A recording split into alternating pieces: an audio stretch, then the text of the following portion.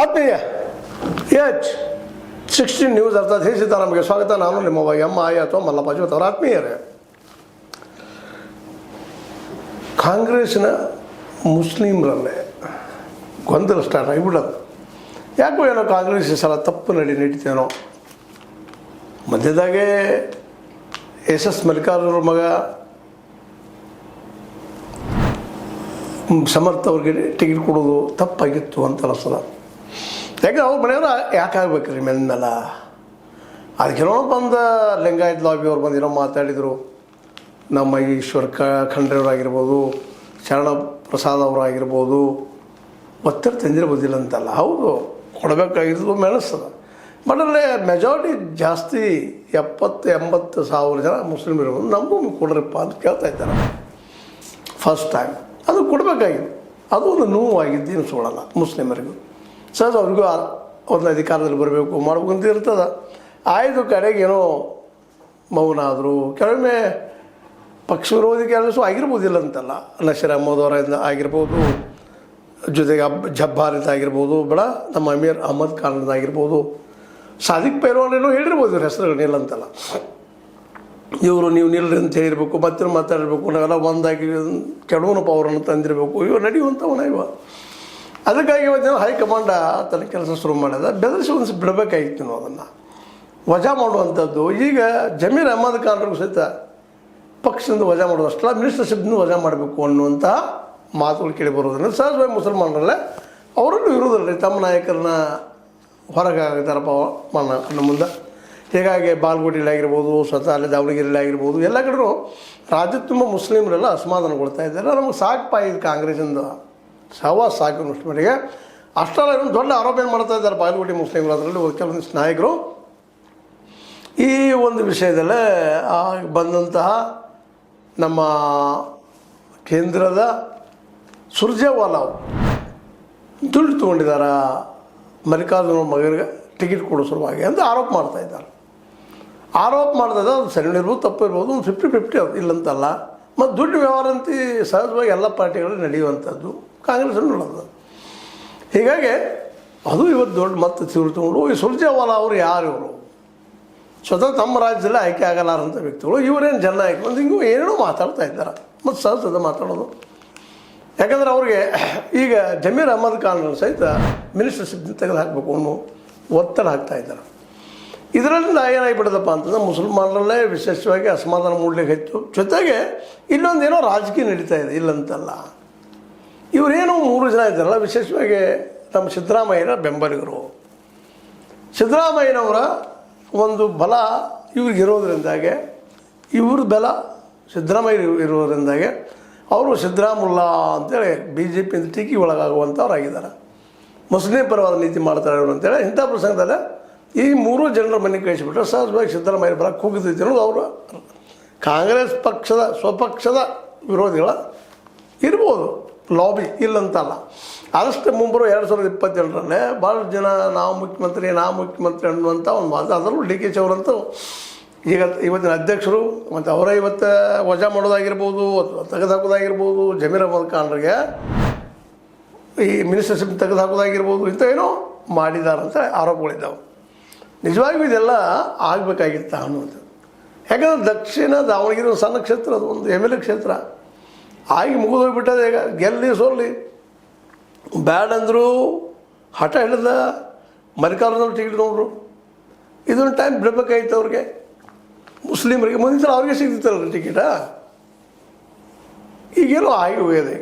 ಈಗ ಏನು ರಿಸಲ್ಟ್ ಬರ್ತದೆ ವೇಟ್ರ್ ಮಾಡ್ಬೇಕು. ಅದನ್ನು ಅಡ್ವಾನ್ಸ್ ಆಗಿ ಬ್ಯಾಟ್ ಬೇಯಿಸಿದ್ರೆ ಹೆಂಗೆ. ನಾಳೆ ಸಮರ್ಥ ಅವರು ಮೇನ್ 4ನೇ ತಾರೀಕು ಗೆದ್ದು ಬಂದ್ರೆ ಈಗೆಲ್ಲ ಪಾಪ ಅವ್ರಿಗೆ ನೀವೇನು ಅಂದರೂ ಅದ್ರ ಬಗ್ಗೆ ಎಲ್ಲ ಅಂತೆಲ್ಲ ರೆಕಾರ್ಡು ಕೊಡ್ತಾ ಇದ್ದಾರೆ, ವಿಡಿಯೋ ಕೊಡ್ತಾ ಇದ್ದಾರೆ, ಯಾವ ರೀತಿ ಪ್ರಚೋದನೆ ಮಾಡಿದ್ರು ಏನು ಅಂತ. ಅದೆಲ್ಲ ಸರಿ ಇಲ್ಲಂತಲ್ಲ. ಆದರೆ ಜನರ ಆಯ್ಕೆ ಅಲ್ಲರಿ ಇದು. ಜನ ಚೇಂಜ್ ಆಗಿರ್ಬೋದು, ಆಗದೇ ಹೋಗಿರ್ಬೋದು. ಅಷ್ಟು ಹೇಳಿದ್ರು ಸಹ ಜನ ಇವ್ರಿಗೆ ಆಗಬೇಕಂತೆಲ್ಲ ಎಷ್ಟೋ ಬಡವರಿಗೆ ಪಾಪ 500,000 ಕೊಟ್ಟರೆ ಅವತ್ತಿನ ಊಟ ಹೋಗ್ತಾನಂಥ ಪರಿಸ್ಥಿತಿಗಳು ಇವತ್ತಿನ ನಾಗರಿಕರಿದ್ದಾರೆ. ಅದರ ದುರುಪಯೋಗವನ್ನು ಇವತ್ತಿನ ಶ್ರೀಮಂತ ರಾಜಕಾರಣಿಗಳು ಅಥವಾ ಅಧಿಕಾರಶಾಹಿಗಳು ಮಾಡ್ಕೊಳ್ತಾ ಇದ್ದಾರೆ. ಹೀಗಾಗಿ ಗೆಲ್ಲುವ ಸಾಧ್ಯತೆಗಳು ಇದ್ದಾವೆ. ಆಗ ಇವರೆಲ್ಲ ಟೀಕೆ ಮಾಡಿದ್ದು, ಪಕ್ಷನ ತೆಗೆದು ಹಾಕಿದ್ದು, ಮಿನಿಸ್ಟರ್ಶಿಪ್ನ ತೆಗೆದು ಹಾಕಿದ್ದು, ಸಹಜವಾಗಿ ಮುಸಲ್ಮಾನರಲ್ಲೇ ಸ್ವಾಭಿಮಾನ ಹುಟ್ಟಾಗ್ತದೆ. ಇವತ್ತು ಮುಸ್ಲಿಮ್ಸ್ ಅಂತ ಇದ್ದಾರೆ, ನಮಗೆ ಈ ಕಾಂಗ್ರೆಸ್ ಸಹವಾಸ ಬೇಡಪ್ಪ, ಇಲ್ಲೂ ದುಡ್ಡು ವ್ಯವಹಾರ ಸುರ್ಜೇವಾಲ ಮಾಡಿದಂಥ ತಪ್ಪಿಗೆ ನಾವು ಶಿಕ್ಷಣ ಬಸ್ಸಾಗಿದ್ವಿ, ಅವರ ಟಿಕೆಟ್ ಕೊಟ್ಟರು, ಮುಸ್ಲಿಮ್ರಿಗೆ ಕೊಟ್ಟಿದ್ರೆ ಮುಗಿದು ಬಿಡ್ತಿತ್ತು ಅನ್ನೋಂಥ ಮಾತಾಡ್ತಾ ಇದ್ದಾರೆ.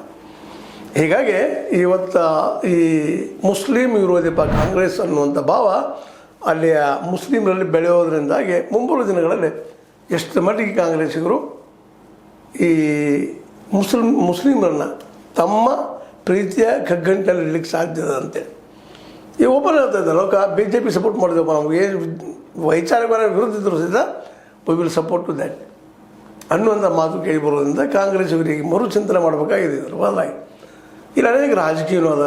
ಅದೇ ಕಾಲಕ್ಕೆ ಅವ್ರು ಕಿತ್ತಾಕೋ ಅವಶ್ಯಕತೆ ನಜರ ಮೊದಲನ ಆಗಿರ್ಬೋದು, ಮುಂದೆ ಅದೇ ಕಾಲಕ್ಕೆ ನಮ್ಮ ಏನಪ್ಪ ಅಂತಂದ್ರೆ ಅಬ್ದುಲ್ ಜಬ್ಬಾರ್ ಅವ್ರನ್ನಾಗಿರ್ಬೋದು.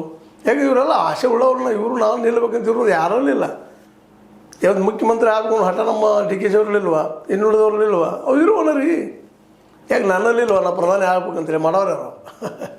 ಇವೆಲ್ಲವೂ ಈ ದೃಷ್ಟಿಕೊಂಡು ವಿಚಾರ ಮಾಡ್ಬೇಕಾಗ್ತದೆ. ಈಗಂತೂ ಮುಗಿದು ಹೋದ ಮಾತಾಗಿದ್ದದ. ಅದರ ಬದಲಾಗಿ ಕಾಂಗ್ರೆಸ್ಸಿಗರು ಒಂದು ದೊಡ್ಡ ಇಶ್ಯೂ ಮಾಡೋಗಿಂದರು, ಇವತ್ತನ್ನು ಕಿತ್ತಾಕೋದು ಮಾಡೋಗಿಂದರು ಮುಂಬರುವ ದಿನಗಳಲ್ಲಿ ನಾವೇನು ಮಾಡಬೇಕಾಗಿದೆ. ಯಾಕಂದರೆ ಈಗ ನಿರುದ್ಯೋಗಿಗಳು ಉದ್ಯೋಗ ಕೇಳ್ತಾ ಇದ್ದಾರೆ, ಸ್ಟ್ರೈಕ್ ಮಾಡ್ತಿದ್ದಾರೆ, ಮತ್ತೆ ಹೇಳು ಸಾಧ್ಯಗಳಿದ್ದಾವೆ. 56,000 ಈ ಹುದ್ದೆಗಳು ಖಾಲಿ ಇದ್ದು ಹುದ್ದೆಗಳು ತುಂಬಿಕೊಳ್ಳಂತ ಬೆನ್ನತ್ತಿದ್ದಾರೆ. ಅಂಥವೆಲ್ಲ ಸಮಸ್ಯೆಗಳು ಇರೋ ಮುಂದೆ ಇಲ್ಲಿ ಉದ್ಯೋಗ ಸೃಷ್ಟಿ ಮಾಡಿಸುವಂಥದ್ದು ಏನದ ಹೊಸ ಪ್ಲ್ಯಾನ್ ಮಾಡೋ ಬದಲಾಗಿ ಇವತ್ತು ಏನೋ ದಕ್ಷಿಣ ದಾವಣಗೆರೆಯಲ್ಲಿ ಗೆಲ್ತಾರೋ ಸೋಲ್ತಾರೋ, ಗೆದ್ದರೂ ಒಂದು ಗೆಲ್ದಿರೂ ಒಂದು ಜನ ಅಂತಿ ನಿಧಾನಕ್ಕೆ ಈಗ ಎಚ್ಚರಗೊಳ್ತಾ ಇದ್ದಾರೆ, ಯಾವ ಸರಿ ಯಾವ ತಪ್ಪು ಅಂತೇಳಿ. ಅವರಲ್ಲಿ ಎಜುಕೇಷನ್ ಇರೋದ್ರಿಂದ ಇದು ಸ್ವಲ್ಪ ತಪ್ಪಪ್ಪ, ಇದು ಸರಿಪ ಅಂತ ಹೇಳುವಂಥ ಒಂದಿಷ್ಟು ಪ್ರಕರಣಗಳು ನಡೀತಾ ಇದ್ದಾವೆ. ಆದರೂ ಇಲ್ಲಿಯ ಮುಸ್ಲಿಂ ಲೀಡರ್ಗಳು ಕಾಂಗ್ರೆಸ್ ವಿರುದ್ಧವಾಗಿ ಪ್ರಚಾರ ಮಾಡಬಾರ್ದಾಗಿತ್ತು ಅನ್ನೋದನ್ನು ಒಪ್ಪಬಹುದಾದರೂ ಮುಸ್ಲಿಮರಿಗೆ ಆದಲ್ಲಿ ಯಾಕಾಗಿ ಇದನ್ನು ಮಾಡ್ಲಿಕ್ಕೆ ಹೋದ್ರ ಅನ್ನೋದು ಸಹಿತ ನಾವು ಕೌಂಟರ್ ಆಗಿ ನೋಡಬೇಕಾಗ್ತದೆ. ಯಾಕಂದರೆ ಒಬ್ಬ ವ್ಯಕ್ತಿಯನ್ನು ಅರ್ಥ ಮಾಡ್ಕೊಳ್ಳೋದ್ರೆ ಹಲವು ಹಲವು ಮುಖಗಳಿರ್ತಾವೆ. ಆ ದಿಶೆಯಲ್ಲಿ ಅದನ್ನು ಅಭ್ಯಾಸ ಮಾಡಿಕೊಂಡ ಆ ಮುಂದಿನ ಹೆಜ್ಜೆ ಅದು ಈಗಲ್ಲ, ಮೇ 4 ನಂತರ. ಆ ನಂತರ ಹೌದಪ್ಪ ನಿಮ್ಮಿಂದ ಆಯಿತು, ಹಾಗಾಯಿತು, ಏನೋ ಮಾಡಿ ಒಬ್ಬರನ್ನ ಸಸ್ಪೆಂಡ್ ಮಾಡಿ ಮತ್ತು ಏನೋ ಮಾಡಿ ತೊಗೊಂಡು ಮಾಡಿ ಮುಗಿಸ್ಬೇಕಾಗಿತ್ತು. ಈಗ ಅಡ್ವಾನ್ಸ್ ಆಗಿ ದುಡ್ಡಿಗೆ ಎಬ್ಬಿಸಿಬಿಟ್ಟಿದ್ದಾರೆ. ಇದರಿಂದಾಗಿ ಸಹಜವಾಗಿ ಕಾಂಗ್ರೆಸ್ಗೆ ಕಟ್ಟಿ ಬೀಳೋದು ಸಹಜದ. ಅದನ್ನು ಸದುಪಯೋಗ ಮಾಡ್ಕೊಳ್ಳಿ. ಬಿ ಜೆ ಪಿಗರಂತೂ ವಿರೋಧ ಪಕ್ಷ ಹಲವು ವರ್ಷಗಳ ಅನುಭವ ಇರೋದ್ರಿಂದ ಅವರು ಅದನ್ನು ಸರಿಯಾಗಿ ಉಪಯೋಗ ಮಾಡಿಕೊಂಡು ಕಾಂಗ್ರೆಸ್ಗೆ ಹೊಡೆತ ಕೊಡುವಂಥ ಕೆಲಸ ಮಾಡ್ತಾರೆ. ಹೌದು, ವಿರೋಧ ಪಕ್ಷ ಮಾಡ್ತಾರೆ. ಅದಕ್ಕಾಗಿ ಅಲ್ಲಿ ಕೆಲವು ಜನ ಇನ್ನೂ ಕೆಲವು ಜನ ಮುಂದಿನ ಚುನಾವಣೆಗಳಲ್ಲೇ ಕಾಂಗ್ರೆಸ್ನ ಬಿಟ್ಟು ಬಿ ಜೆ ಪಿಗೆ ಹೋಗುವಂಥ ಸಾಧ್ಯತೆಗಳಿದ್ದಾವೆ, ಮತಗಳು ಹಾಕುವಂಥ ಸಾಧ್ಯತೆಗಳಿದ್ದಾವೆ. ಅಲ್ಲಿಗಳಿಗೆ ಸಾಧ್ಯ ಇಲ್ಲ. ಹೀಗಾಗಿ ಕಾಂಗ್ರೆಸ್ ಕೆಲವೊಮ್ಮೆ ತಪ್ಪು ಸಣ್ಣ ಏನೇನೋ ಮಾಡಿಬಿಡ್ತಾ ಇದೆ. ಇದರಿಂದಾಗಿ ಕಾಂಗ್ರೆಸ್ಸಿಗೆ ಮುಂದಿನ ದಿನದಲ್ಲಿ ತೊಂದರೆ ಆಗುವಂತೆ ಗ್ಯಾರಂಟಿ. ಅದರಲ್ಲೂ ನಸೀರ್ ಅಹಮದ್ ವಜಾ ಆಗಿರ್ಬೋದು, ಜಬ್ಬಾರ್ ರಾಜೀನಾಮೆ ಆಗಿರ್ಬೋದು, ಇನ್ನು ಜಮೀರ್ ಅಹಮದ್ ಖಾನ್ರನ್ನು ಏನಪ್ಪ ಅಂತಂದ್ರೆ ನಾಳೆ ಈ ಯಾವುದು ಮಿನಿಸ್ಟರ್ಶಿಪ್ನ ತೆಗೆದು ಹಾಕಬಹುದೇನೋ ಅನ್ನುವಂಥ ಮಾತುಗಳು ಕೇಳಿಬರ್ತದೆ. ಇದರಿಂದ ಸಹಜವಾಗಿ ಮುಸ್ಲಿಮರಲ್ಲಿ ಅಸಮಾಧಾನ ಮೂಡುವಂಥ ಎಲ್ಲ ಅವಕಾಶಗಳಿದ್ದಾವೆ, ಮೂಡಿದಾವೆ. ಈಗಾಗಲೇ ಚರ್ಚೆ ಜೋರು ಹೇಳೋದು ನೋಡು ಏನು ಮಾಡ್ತಾರೆ ಕಾಂಗ್ರೆಸ್ಸಿಗರು. ಇವಾಗ ಕೆಲಸ ಮಾಡ್ತಾರೋ ಒಂದು 4 ಶೂಟ್ ಮತ್ತೆ ಒಳಗೆ ತೊಗೊಳ್ತಾರೋ, ಗೆದ್ದು ಮಧ್ಯದ ಮುಗಿಸಿ ಬಿಡ್ತಾರೋ, ತಪ್ಪಿ ಸಮರ್ಥಿಗೆ ಅಂದರೆ ಮುಗಿದೋಗಿ ಬಿಡ್ತಿದ್ದ ಅಲ್ವಾ. ಅಲ್ಲಿವರೆಗೆ ವೇಟ್ ಮಾಡಬೇಕಾಗಿತ್ತು ಅಂತ ಹೇಳ್ತಾ, ಇದು ನಿಮಗೆ ಲೈಕ್ ಆಗಿರ್ಬೋದು. ಲೈಕ್ ಮಾಡಿ, ಶೇರ್ ಮಾಡಿ, ಕಮೆಂಟ್ ಮಾಡಿ, ಜೊತೆ ಸಬ್ಸ್ಕ್ರೈಬ್ ಮಾಡಿ. 16 ನ್ಯೂಸ್ ಅರ್ಥ ಸಿದ್ದರಾಮಯ್ಯದು ಸತ್ಯದ ಕೈಗಿನಲ್ಲಿ ವಂದನೆಗಳು.